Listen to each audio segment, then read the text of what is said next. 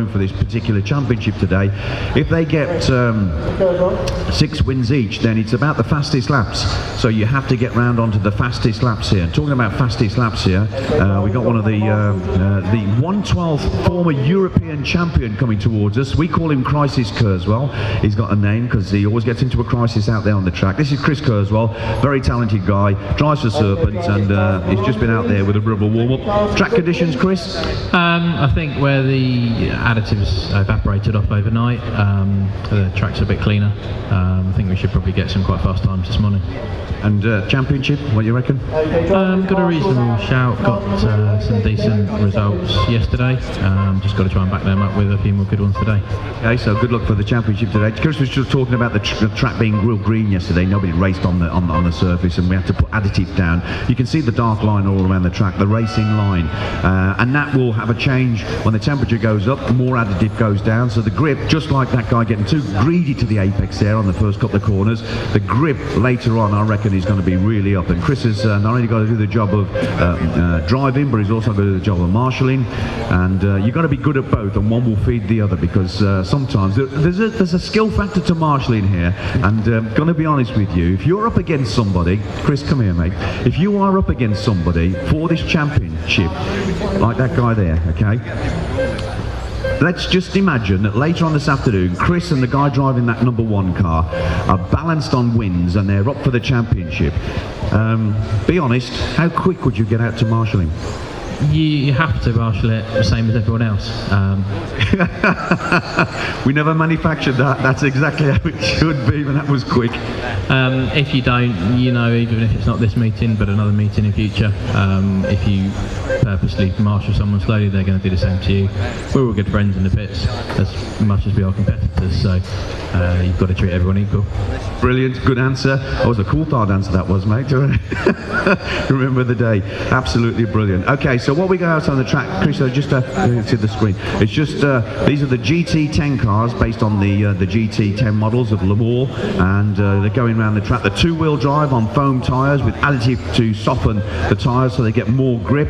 And as Chris has just said about the grip levels, now we've been talking about this grip roll problem that you face when you're racing these cars at the sort of speeds they get up to.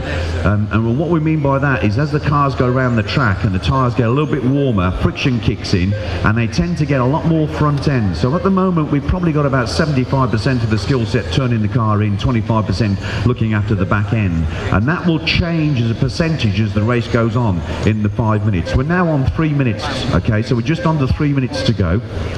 Now you'll start to see some of the cars start to wobble, and the tyre that's near the apex will be sort of lifting off the ground, and the outside tyre will be taking all the G-forces, and that's the one that they need to concentrate.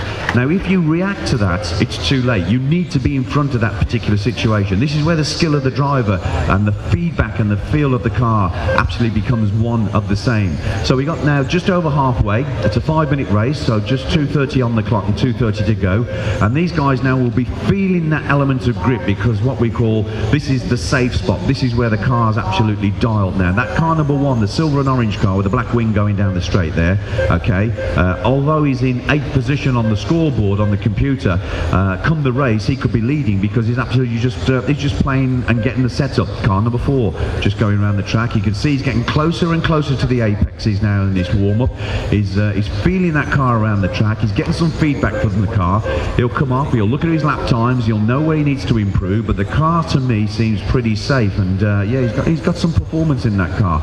And there's another, the car #2 that's going around the track, again the Steve McQueen look-alike, although he's not in the box, the Steve McQueen look-alike there, Jason Butterfield, absolutely performing to the hilt. He had some good runs yesterday.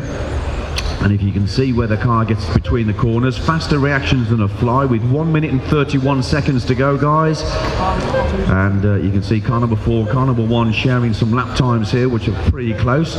We got down to about sub 14-second laps. We got into 13.5-second laps for these cars going around the track. And the fastest lap of the day was from Zach Smith, driving an associated version of one of these cars. He got round in 13.3, I think it was. was. So almost into a 12-second lap, and that is a ballistic speed record if you divide one into the other and average it out by about 60 miles an hour. Absolutely brilliant average speed, and it gets quicker as the race goes on. And sometimes if you are getting too much front end, you can go for a very, very good run and it'll catch you out and you are into the scenery, and you'll have to depend on the guys in the designer waistcoats that are around the track to assist you from a marshalling point of view. So today, this is going to be the real-life Autosport shootout for the GT10s, brought to you live. We will have a champion picking up one of these cups this afternoon. We've got GT12s, which you've just seen. We've got the demo race coming up as well, and we've got the exciting Formula 1s coming out, and we've got the pace car getting ready. And our technical man, Mr. Steve Lander there, hopefully he got the technical problem sorted out on the pace car. I don't know what it was. Maybe we could ask him and find out what the problem was on that pace car, Steve, because it died. It was great fun. Sorry, mate, but it was good fun. Pace car leading a pack of cars round, and the pace car died. Yeah, absolutely. It was just a case of not being refueled. Oh, fuel. Yeah. Okay. Fuel starvation. Okay. Right. Got a little bit of muck in the pipelines. Had to just give it a bit of a clear out. And, So.